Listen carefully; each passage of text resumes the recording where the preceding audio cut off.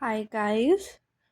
वैसे तो मैं हिंदी बोलती हूँ, बट जब हिंदी पढ़ने की बारी आती है तो मैं बहुत बेकार पढ़ती हूँ। तो मैंने ये बुक ली है अपने फ्रेंड से, ताकि मैं थोड़ी हिंदी रीडिंग अपनी सुधार सकूँ, क्योंकि मैं एकदम ही फर्स्ट क्लास के बच्चे की तरह पढ़ती हूँ। तो लेट्स गेट स्टार्टेड। बट ये मैंने बुक थोड़ी सी पढ़ ली थी, कुछ पेजेस मैंने पढ़ लिए थे इसके, बट टाइम हो गया तो मैं भूल गई, तो मैंने फिर से स्टार्ट करती हूँ। और अभी कैमरा ऑन करने से पहले मैं इतना पढ़ चुकी हूँ, तो अब मैं दूसरी लाइन से शुरू करती हूँ जो मुझे अभी पढ़नी है। तो मैं थोड़ी नर्वस हूँ क्योंकि मैं पहली बार कैमरा पर बोल रही हूँ, पर फिर भी हम पढ़ते हैं हिंदी। सुबह मलयती दोपहरे अंगारी, तो शामो रेशमी। धरती ऐसी कि सहारा के रेगिस्तान की तरह बालू भी मिले, मालवा की तरह हरे भरे खेत भी मिले, और उस पर और परती की भी कमी नहीं। सचमुच लगता है कि प्रयाग का अगर देवता स्वर्ग कुंजों में निर्वासित कोई मन मौजी कलाकार है, जिसे सृजन में हर रंग के ड्योरे। भाई मुझसे बिल्कुल कैमरा खोल के तो और नहीं पढ़ पा रही है, बहुत कॉन्शियस हो रही हूँ मैं। चलो कोई नहीं, स्टार्ट करते हैं। डर के आगे जीत है। या और चाहे जो हो, मगर इधर क्वार कार्तिक तथा उधर वसंत के बाद और होली के बीच में मौसम में इलाहाबाद का वातावरण क्या है, श्रम्य। ये क्या है, नो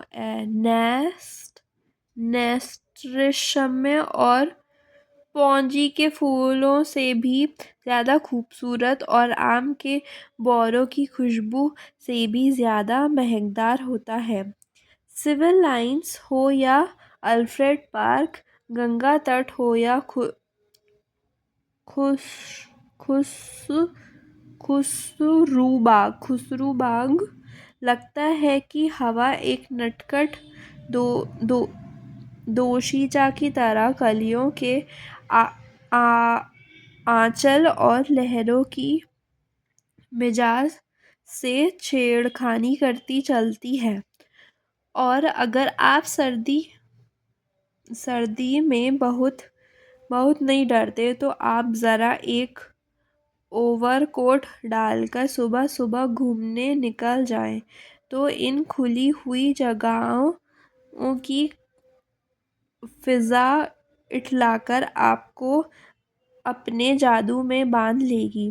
खास तौर से पौ पौ फटने के पहले तो आपको एक बिल्कुल नई अनुभूति होगी।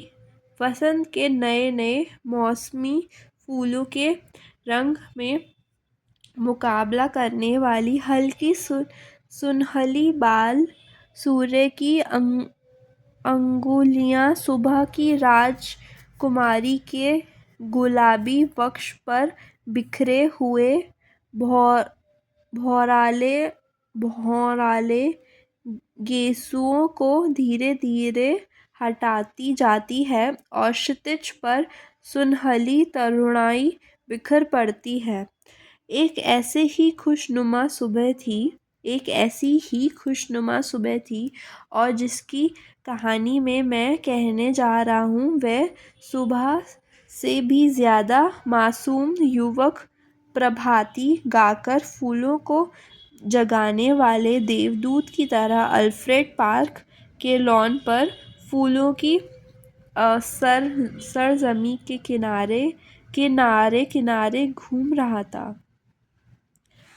कर्थक क्या है, कर्थई कत्थई, हाँ, कत्थई स्वीट पी के रंग का ठीक है। पश्मीने का लंबा कोट जिसका एक कॉलर उठा हुआ था और दूसरे कॉलर से सरों की एक पत्ती पत्ती बटन होल में लगी हुई थी। सफ़ेद अम, मक, मक्खन जी मक्खन जी जीन की पतली पैंट और पैरों में सफ़ेद जरी की पेशावरी सैंडलें, भरा हुआ गोरा चेहरा और ऊंचे चमकते हुए माथे पर झूलती हुई एक रूखी भूरी लट। चलते चलते उसने एक रंग बिरंगा गुच्छा इकट्ठा कर लिया था और रह रहकर वह उसे सूंघ लेता था। पूरब के आसमान की गुलाबी पंखुड़ियाँ बिखरने लगी थीं और सुनहले पराग की एक बौछार सुबह के ताजे फूलों पर बिछ रही थी। अरे सुबह हो गई, उसने चौंक कर कहा और पास की एक बेंच पर बैठ गया। सामने एक माली आ रहा था। क्यों जी, लाइब्रेरी खुल गई? अभी नहीं बाबूजी, उसने जवाब दिया। वह फिर संतोष से बैठ गया और फूलों की पंखुड़ियाँ नोचकर नीचे फेंकने लगा। जमीन पर बिछाने वाली सोने की चादर परतों पर परतें बिछाती जा रही थीं और पेड़ों की छायाओं का रंग गहराने लगा था। उसकी उसकी बेंच के नीचे फूलों की चुनी हुई पत्तियां बिखरी थीं और अब उसके पास सिर्फ एक फूल बाकी रह गया था। हल्के फाल फाल्स फाल्सई रंग के उस फूल पर गहरे बैंगनी डोरे थे। हेलो कपूर, सहसा किसी ने पीछे से कंधे पर हाथ रखकर कहा। वे यहाँ क्या झक मार रहे हो सुबह सुबह? उसने मुड़कर पीछे देखा। आओ ठाकुर साहब, आओ बैठो यार, लाइब्रेरी खुलने का इंतज़ार कर रहा हूँ। क्यों, यूनिवर्सिटी लाइब्रेरी चाट डाली? छी, कितना गंदा पढ़ने लगती हूँ मैं। अब उसने तो शरीफ लोगों के लिए छोड़ दो। हाँ हाँ, हाँ शरीफ लोगों के लिए छोड़ रहा हूँ। डॉक्टर शुक्ला की लड़की है ना, वह उसकी मेंबर बनना चाहती थी तो मुझे आना पड़ा। उसी का इंतज़ार ही कर रहा हूँ। डॉक्टर शुक्ला तो पॉलिटिक्स डिपार्टमेंट में है। नहीं, गवर्नमेंट साइकोलॉजिकल ब्यूरो में। और तुम पॉलिटिक्स में रिसर्च कर रहे हो? नहीं, इकोनॉमिक्स में। बहुत अच्छे। तो उसकी लड़की तो सदस्य बनवाने आए हो? कुछ अजब स्वर में ठाकुर ने कहा। छी, कपूर ने हंसते हुए कुछ अपने को बताते हुए कहा। यार तुम जानते हो कि मेरा उनसे कितना घरेलू संबंध है। जब मैं ये प्रयाग में हूँ, उन्हीं के सहारे हूँ और आजकल तो उन्हीं के यहाँ पढ़ता लिखता भी हूँ। ठाकुर साहब और हंस पड़े। अरे भाई, मैं डॉक्टर शुक्ला को जानता नहीं क्या? उनका सा भला आदमी मिलना मुश्किल है। तुम सफाई व्यर्थ में दे रहे हो। ठाकुर साहब यूनिवर्सिटी के उन विद्यार्थियों में से एक हैं जो बरायमान विद्यार्थी होते हैं और कब तक के यूनिवर्सिटी को सुशोभित करते रहेंगे। इसका कोई निश्चय नहीं। एक अच्छे खासे रुपए वाले व्यक्ति थे और घर के ताल्लुकेदार हंसमुख फप्तिया कसने में मज़ा आने वाले मगर दिल के साफ निगाह के सच्चे। बोले, एक बात तो है, स्वीकार करता हूँ कि तुम्हारी पढ़ाई और सारा श्रेय डॉक्टर शुक्ला को है। तुम्हारे घर वाले तो कुछ खर्चा भेजते नहीं। नहीं, उनसे अलग ही होकर आया था। समझ लो कि इन्होंने किसी न किसी बहाने मदद की है। अच्छा, आओ तब एक अ, लो लो लोटस लोटस पॉन्ड कमल सरोवर तक ही घूम लें, फिर लाइब्रेरी भी खुल जाएगी। दोनों उठकर एक कृत्रिम कमल सरोवर की ओर चल दिए तो पास ही में बना हुआ था। सीढ़ियाँ चढ़कर ही उन्होंने देखा कि एक सज्जन किनारे बैठे कमलों की ओर एकटक देखते हुए ध्यान में तल्लीन है। छिपकली से सुबह से सॉरी छिपकली से दुबले पतले बालों की एक लट माथे पर झूमती हुई। कोई प्रेमी है या कोई फिलोसफर है? देखा ठाकुर? नहीं यार, दोनों में से निकृष्ट कोटि के जीव हैं। ये कवि हैं, मैं इन्हें जानता हूँ। ये रविंद्र बिस्रिया हैं। एम ए में पढ़ता है। आओ मिलाएं तुम्हें। ठाकुर साहब ने एक बड़ा सा घास का तिनका छोड़कर नीचे से चुपके से जाकर और उसकी गर्दन गुदगुदाई। बिस्रिया चौंका उठा, पीछे मुड़कर देखा और बिगड़ गया। ये क्या बदतमीजी है ठाकुर साहब? मैं कितने गंभीर विचारों में डूबा था और सहसा बड़े विचित्र स्वर में आंखें बंद कर बिस्रिया बोला, आह कैसा मनोरम प्रभात है। मेरी आत्मा में घोर अनुभूति हो रही है। कपूर बिस्रिया की मुद्रा पर ठाकुर साहब की ओर देखकर मुस्कुराया और इस इशारे में बोला, है यार, शगल की चीज़ छोड़ो ज़रा। शगल, हाँ। ठाकुर साहब ने तिनका फेंक दिया और बोले, माफ़ करना भाई बिस्रिया, बात यह है कि हम लोग कवि तो है नहीं, इसलिए समझ नहीं पाते। क्या सोच रहे थे तुम?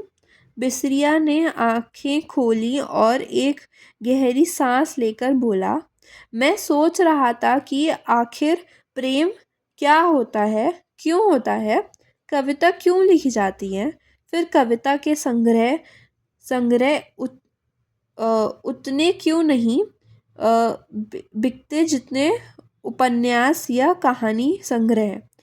बात तो गंभीर है। कपूर बोला, जहाँ तक मैंने समझा और पढ़ा है, प्रेम एक तरह की बीमारी होती है, मानसिक बीमारी, जो मौसम बदलने के दिनों में होती है। मसलन कुवार, कार्तिक या फागुन चैत। उनका उसका संबंध रीढ़ की हड्डी से होता है और कविता एक तरह का सन्निपात होता है। मेरा मतलब आप समझ रहे हैं।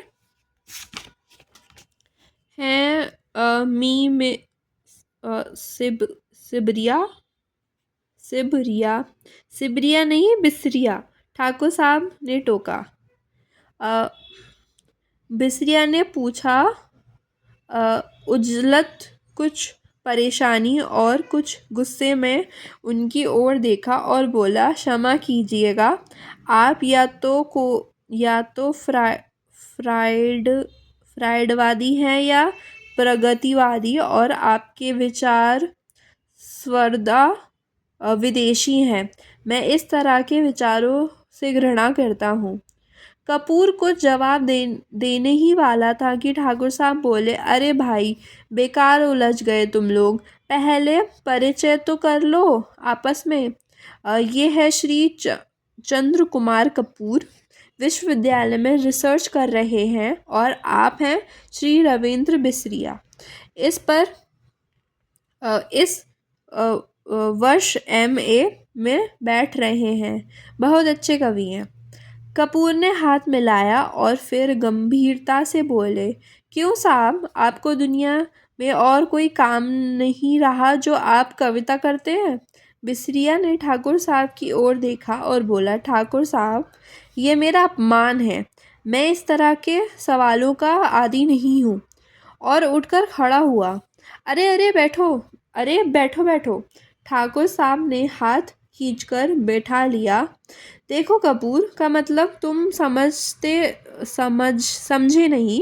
उसका कहना यह है कि तुमने इतनी प्रतिभा है कि लोग तुम्हारी प्रतिभा का आदर करना नहीं जानते। इसलिए उन्होंने सहानुभूति में तुम्हें कहा कि तुम और कोई काम क्यों नहीं करते, वरना कपूर साहब तुम्हारी कविता के बहुत शौकीन हैं। मुझसे बराबर तारीफ करते हैं। बिसरिया पिघल गया और बोला, क्षमा कीजिएगा, मैंने गलत समझा। अब मेरा कविता संग्रह छप रहा है और मैं आपको अवश्य भेंट करूँगा। और फिर बिसरिया ठाकुर साहब की ओर मुड़कर बोला, अब लोग मेरी कविताओं की इतनी मांग करते हैं कि मैं परेशान हो गया हूँ। अभी कल त्रिवेणी के संपादक मिले, कहने लगे अपना चित्र दे दो। मैंने कहा कि कोई चित्र नहीं है, तो पीछे पड़ गए। आखिरकार मैंने आइडेंटिटी कार्ड उठाकर दे दिया। वाह, कपूर बोला, मान गए आपको हम। तो आप राष्ट्रीय कविताएं लिखते हैं या प्रेम की? जब जैसा अवसर हो। ठाकुर साहब ने जड़ दिया। जड़ दिया, ठीक है।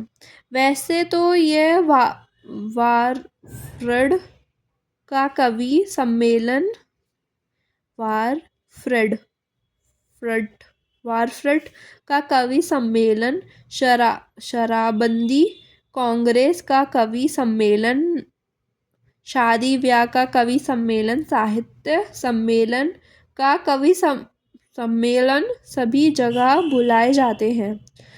बड़ा यश है इनका। बिसरिया ने प्रशंसा से मुग्ध होकर देखा, मगर फिर एक गर्व का भाव मुंह पर लाकर गंभीर हो गया। कपूर थोड़ी देर चुप रहा, फिर बोला, तो कुछ हम लोगों के लिए भी सुनाइएगा, सुनाइए ना। अभी तो मूड नहीं है, बिसरिया बोला। ठाकुर साहब बिसरिया को पिछले 5 सालों से जानते थे।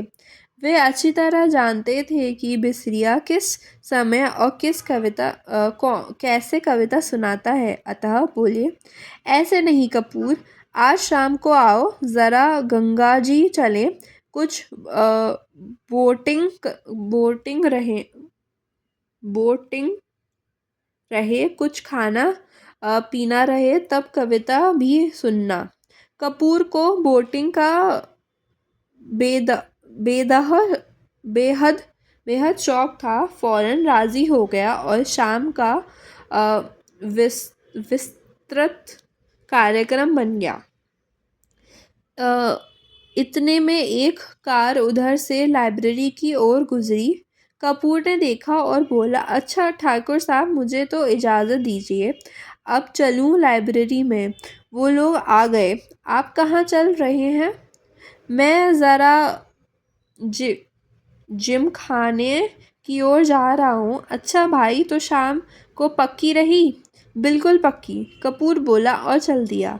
लाइब्रेरी के पोर्टिको में एक कार रुकी थी और उनके अंदर ही डॉक्टर साहब की लड़की बैठी थी।